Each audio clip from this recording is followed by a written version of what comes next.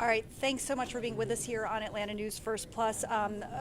Just wanted to let you know that we are keeping our eyes on this press conference expected to begin at any moment now. This is out of Spalding County, where officials are expected to announce some child abuse charges.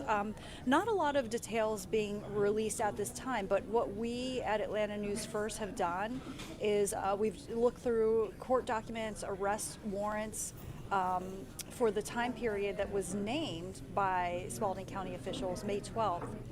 And what we found, if you want to read this in more detail, go on our website, atlantanewsfirst.com. What we found is that this Griffin couple was arrested and charged Audio check. Everybody on good? Everybody good? May 12th for child abuse, essentially. Actually, it's Tyler and Krista Schindler, who you see in those images on our website. They've been arrested in connection to the abuse and murder of their own child, apparently, is what it seems, and were taken into custody last Friday. The charges filed against them include murder, cruelty to children, false imprisonment, battery, several other charges. But looking back here live in Spalding County, we are expecting this press conference to begin at any moment now.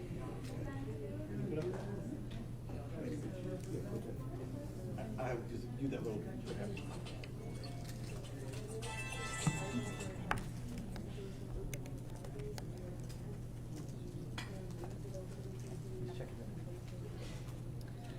Officials there expected to just Testing, deliver testing, 1, 2, 3, their testing, remarks, make testing, an 1, 2, announcement 3. regarding Uno, charges dos, tres, filed cuatro, in cinco, this seis, case. siete, ocho, nueve, 10. ¿Está bien? ¿Sí? ¿Esta está bien?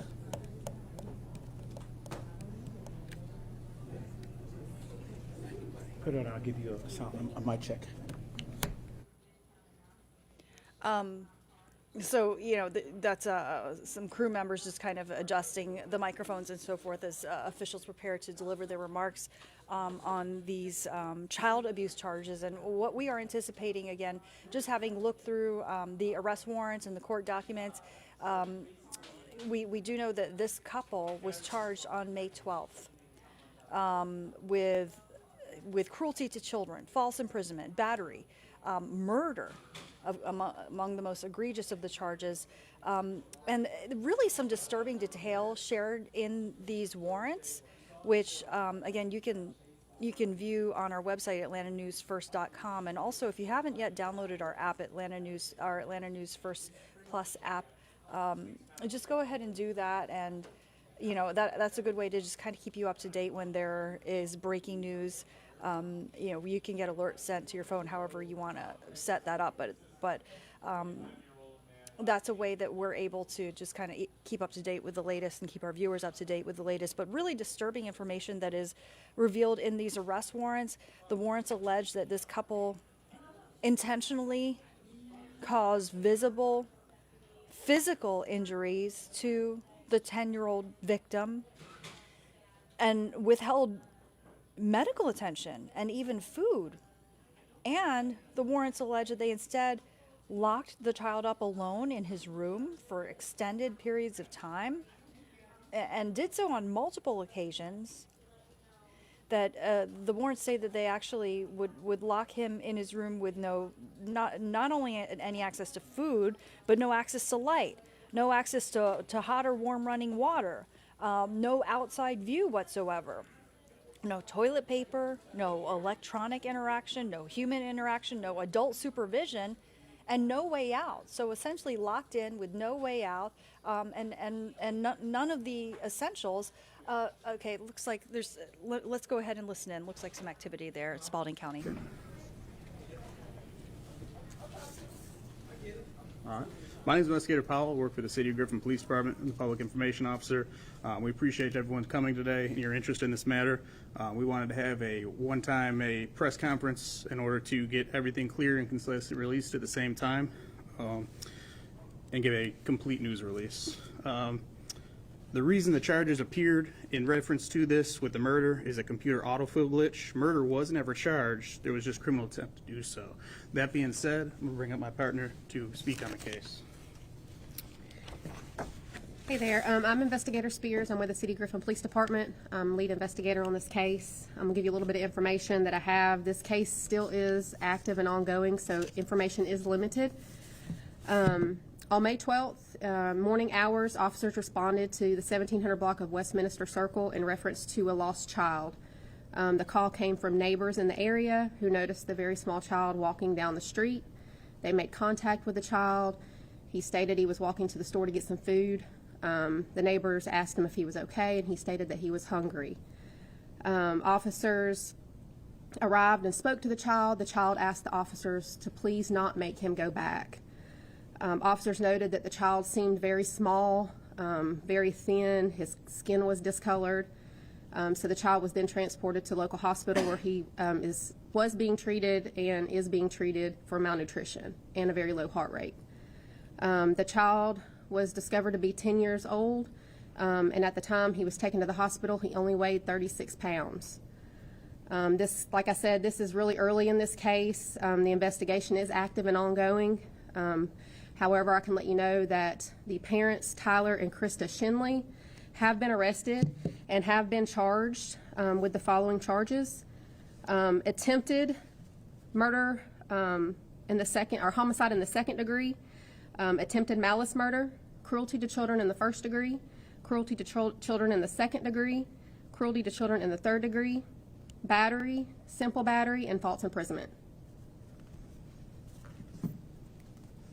This is our district attorney, Marie Broder. Thank you, Investigator Spears. Good afternoon.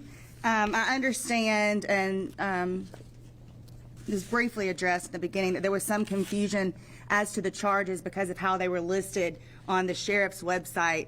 It's an interesting note that in the state of Georgia, we don't have attempted murder under that statute. You have to charge the criminal attempt to commit a felony, that felony being murder. And I believe the intention is to release the warrants to you so you can see how that is charged. The child is still alive. When he reported to the hospital, as was briefly mentioned, his heart rate was extremely low. He was extremely malnourished, and they had to stabilize him here at Spalding. He has then been transferred to another hospital where he is receiving treatment. As you all know, and being a child prosecutor for most of my career, child abuse cases are record heavy and record intensive. We have requested everything that we can.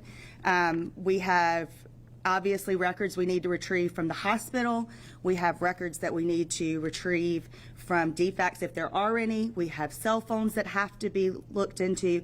So we are actively investigating this case, and we are getting all the information that we can. So what we have right now is limited, but I can tell you that the child is stable as of now. Is the child the intended murder victim? Yes. The state alleges in the warrants, and it is my office's decision to move forward on the criminal attempt for malice murder for starvation. The child was being starved to death is what we will argue. How long do you believe the child was deprived of food? The child has not even been interviewed yet to get a firm timeline, to just be candid, so I don't want to go into that specific. But when he is released, we will have a full forensic interview with him, and we'll be able to know more about those details. Ms. Broder, can you see how the child managed to get away? The child somehow escaped, and he was walking the street trying to get to Kroger to get food when some individuals that lived in the area found him, and very good people that they are, brought him in and got him some water and some crackers and reported it to police, and we're very thankful to them. What I will say is this case is disturbing. It's heartbreaking. I have tried many child abuse cases in my career, and this child was simply put being starved to death. And it is tragic. To give you some context, I have a 9-year-old and she currently weighs 76 pounds. This 10-year-old little boy weighed 36. Do you believe the doors were locked? Hang on, y'all. I'm so sorry. Let me go with you first, and then Ms. Matthews, I'll go to you. And then Ms. Gunnels to you. Do you believe the doors were locked, or how was the child being kept in the home? We do have evidence of confinement, but I don't want to go into too many details about that. But there is evidence to support the idea that the child was confined, yes. And I believe there is a warrant for false imprisonment. That would give you a little bit more detail on that. Yes, ma'am. I've received information that the Shinleys left this child home alone while they vacationed to include trips to Disney and a cruise. Can you confirm that report? I cannot confirm that. I have not listened to their interviews yet, so that's not something that I can confirm. Was the child left home alone with an older sibling after the tornado? I can't confirm that yet. I'm sorry, Ms. Matthews. I cannot. I wasn't present for the interviews, and I haven't listened to them yet. How many children did they have? There are multiple children in the home. Yes, ma'am. I was just gonna ask that, if there are multiple children in the home. I can't give any obvious detail about the children. Actually, their DFACS is working with them now, so I honestly don't know the status. But they are also in line to be interviewed. There were 5, 5. including the main victim. Are these children, I know on the warrant it doesn't say a son, so are these foster kids, were these their kids? I know you can't give a lot, but I mean, was this 10-year-old their child? No, we can't comment on that at this time. It would go into protected records, and I can't comment on that at this time. Is there a child missing? I'm being told, a 14-year-old that hadn't been seen? I'm not sure about that, honestly. I know that we are still looking into the family history, extensively looking into the family history, and I know that the investigators have been working on identifying potentially some other children, but I don't know enough to comment about that at this time. Is there any Yes, sir. defects history there? We are looking into that. Obviously, we would have to request those records. What is the help of the other children that are in the home now? I can't comment on their health. Are the parents foster parents? Are they foster? No, they're not. I can tell you they're not foster parents, no. What did you ask me? I'm sorry. What is the condition of the little boy's name? He's stable. He's stable, but he's still receiving medical treatment in a hospital. And just go back to you being a mom. I don't know. I don't believe so. Just go back to you being a mom. I mean, how hard is this case knowing that, you know, this kid for 3 or 4 years was getting abused like this under everybody's noses? I mean, obviously you wouldn't have known, but I mean, to know this kid was going through this for that long, I mean, to be that little when he's found. It's heartbreaking. I mean, as a mother, I can't comprehend it, but as a human being, it breaks your heart. We aren't releasing any photos of this child for obvious reasons, but I will tell you the photos are absolutely horrible. And anyone with a human heart that looks at them should be shaken to their core. I certainly was. I know starvation is bad enough, but were they physically beating the child as well? I don't have the medical records yet. That's something that we're waiting. We don't have that charged because we're waiting on medical records to Do determine that. you believe food was withheld from the other children, or why this particular boy? We have not been able to interview the other children yet, so we don't know. But as of now, no other charges are, the parents aren't facing any other charges for any withholding of food from the other children right now. Can you Have you speak ever more to thought the, how long? I'm sorry. Can you just speak more to the conditions of how this child was being kept? Was deprived of water or light or? That would get into records that we would be having to protect at this time, so I'm not going to go into any more detail about that. I can just tell you he was confined. What condition was the home in? I mean, the home itself was okay. I mean, but I don't want to get into too much detail about that. But the home itself was okay, but there's a lot more to that that will come out as the case unfolds. Well, I'm wondering, is there like food rationing, locks on the cabinets, anything like that? And I know y'all are wanting answers to these questions, but understand that not only is my role as district attorney, but because this is a case involving child abuse, there's just very little talking about the specifics that I can give you. Have there been any calls out to this house before? I don't know the answer to that question. Can you answer where they were arrested, the parents? Let me turn it over to Investigator Spears. I don't know the answer to that question. Both parents were, the father voluntarily came to the police department to talk to us once we had gotten notified of this incident. He was arrested and taken into custody at the police department. And the mother was transported as well to the police department. Once we interviewed her, she was arrested and taken into custody from the police department. And when was that? When was that? May the 12th, on Friday. The same day? Yes, ma'am. And what is the investigation, are you looking into see how this even was allowed to happen? Were people not checking on this? I mean, it's hard to imagine how this could continue this long and nobody came forward. I agree with you. We're looking into that, interviewing neighbors, that kind of thing, trying to find how that happened. I mean, were they being schooled in any kind of way? The children were homeschooled. What was the length of time of confinement? We're not sure at this time. We've heard this reporter say this was 3 or 4 years. Is that what you're going with? I'm not sure at this time. I can't answer that. And part of, I'll stand with her on this, part of it is because we still have to forensically interview these children to narrow down the timeline. So I understand that the child has been in a hospital, so we haven't been able to forensically interview him yet. As soon as we do, we'll be able to answer more of the timeline. Have the parents made any statements to explain what this is all about? We have spoken to the parents. We have interviewed them, but I can't discuss what they've disclosed at this time. But this is their 10-year-old son. This is their child. Yes, ma'am. Any reason why this particular child was being starved to death? We're trying to figure that out. We're not sure at this time. Did the quarantine relative to the pandemic help these parents to conceal this child? That was a statement that was provided to us. That's a possibility. Yes, ma'am.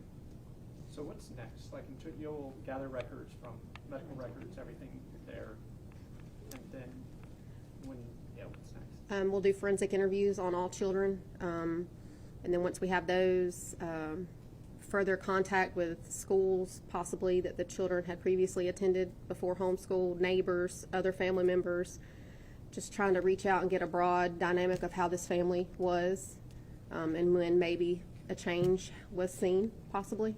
Can you give us a range on the children's ages, the youngest and the oldest? No, ma'am, I can't. But there was some younger than this 10-year-old. Yes. Is there potential for more victims that you guys might not know about out there with this family's history without giving too much away? I mean, is there? I feel it could be possible, but I can't say either way.